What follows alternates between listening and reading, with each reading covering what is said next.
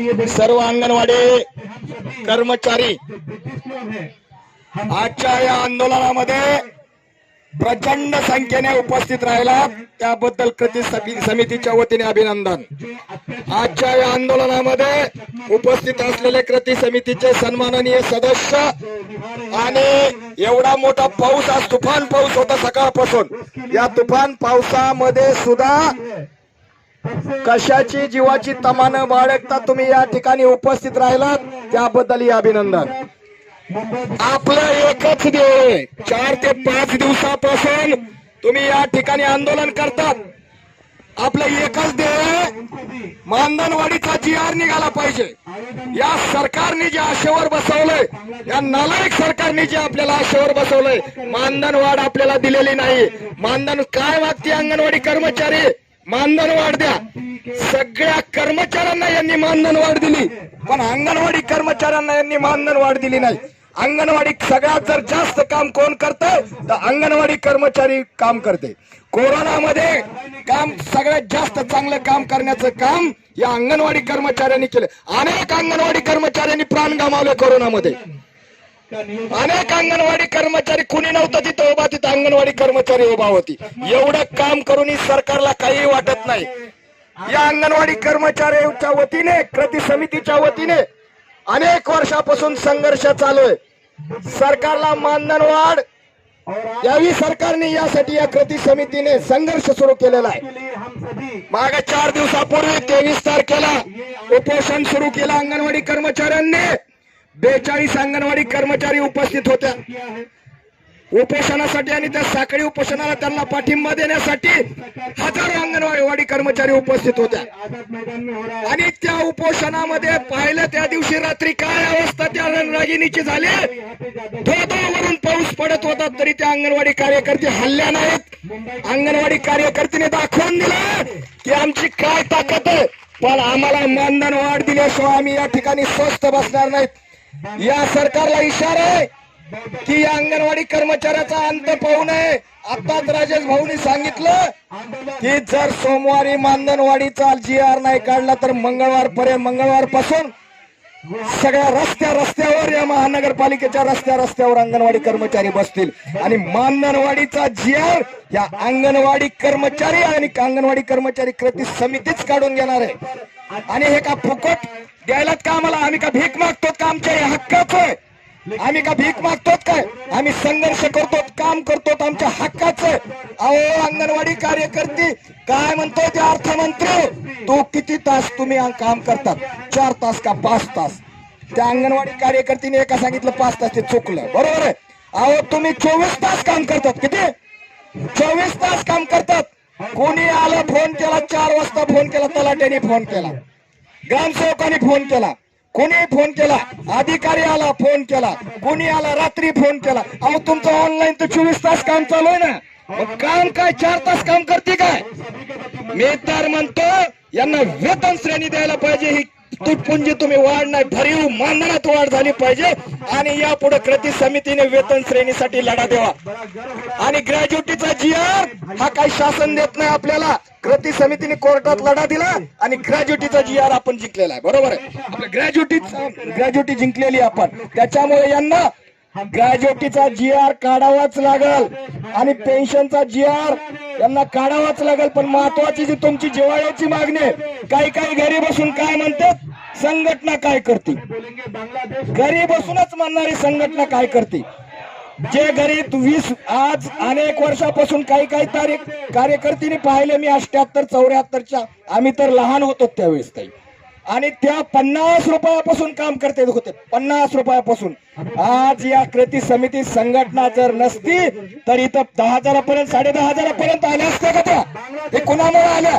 का देणे हरे पलंगावरी म्हणजे घरी बसायचं आणि म्हणायचं संघटना काय करते, संघटना काय करते? अगं बाई 20 वर्ष झालं, 25 झालं, एकदा तरी आलं का मोर्चाला? मग संघटना काय करते? अगोदर आपलं स्वतःचं आत्मपरीक्षण करायला पाहिजे। आणि इथपर्यंत तुम्ही जे आलात फक्त हे कृती समितीमुळे, संघटनेमुळे आलात, कृती समितीमुळे आलात। कृती समितीचा हात तुमच्या पाठीमागे काढला तर काय होईल? कृती समिती आणि तुम्ही सर्व कृती समितीला तुम्ही साथ दिली. कृती समितीच्या पाठीमागे खंबीरपणे तुम्ही उभा आहे. अहो अशा पावसाळ्यात छत्रात काही मी युट्यूब चॅनल पाहिले, कोणी येतंय एकटी बाईनी युट्यूब चॅनल. अहो हे लाखो महिला कुठे गेल्या, कृती समिती कुठे गेली? आणि युट्यूबवर असल्या पावसाळ्यात छत्र्या उगवणारे लोक क्षणाला दिसते. त्याच्यामुळे असल्या लोकांवर तुम्ही विश्वास ठेवायचा नाही. कृती समिती म्हणजे काय? महासागर आहे. अहो महासागर आहे. ह्या 7 संघटनेमध्ये हा सगळा महासागर आहे. आणि कुठं इवली चिवली बिवली म्हणजे कोणीतरी यायचं टिकले मारून जायचं.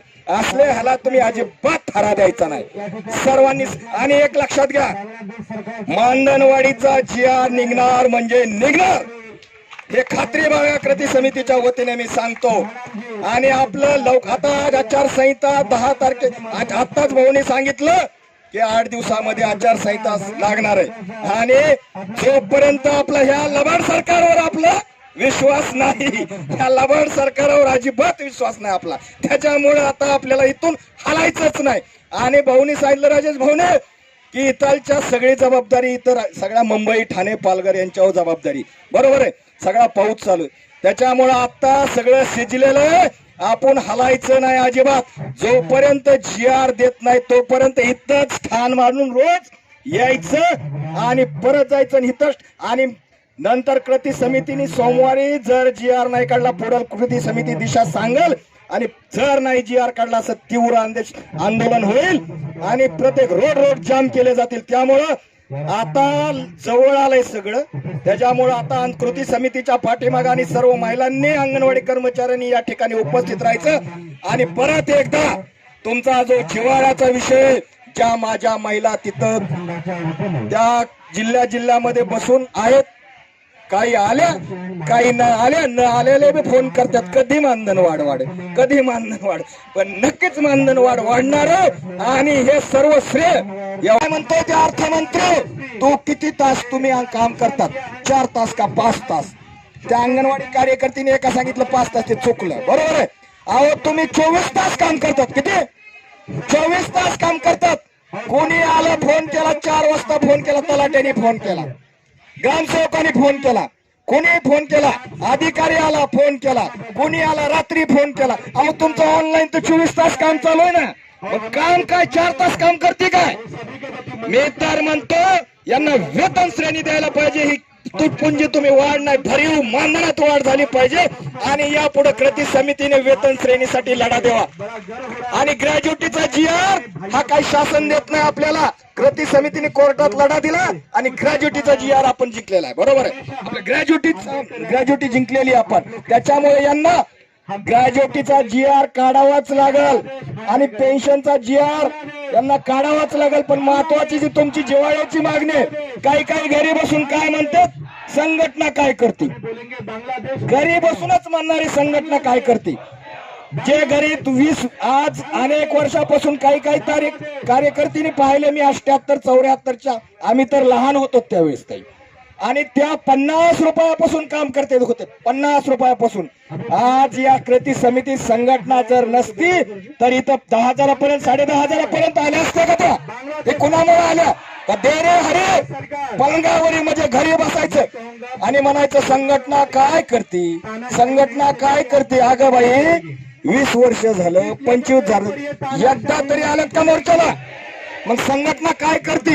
अगोदर आपलं स्वतःचं आत्मपरीक्षण करायला पाहिजे. आणि इथपर्यंत तुम्ही जे आलात फक्त हे कृती समितीमुळे, संघटनेमुळे आलात, कृती समितीमुळे आलात. कृती समितीचा हात तुमच्या पाठीमागे काढला तर काय होईल?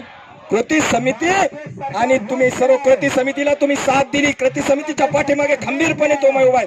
अहो अशा पावसाळ्यात छत्रात काही मी युट्यूब चॅनल पाहिले, कोणी येतंय एकटी बाईनी युट्यूब चॅनल. अहो हे लाखो महिला कुठे गेल्या, कृती समिती कुठे गेली?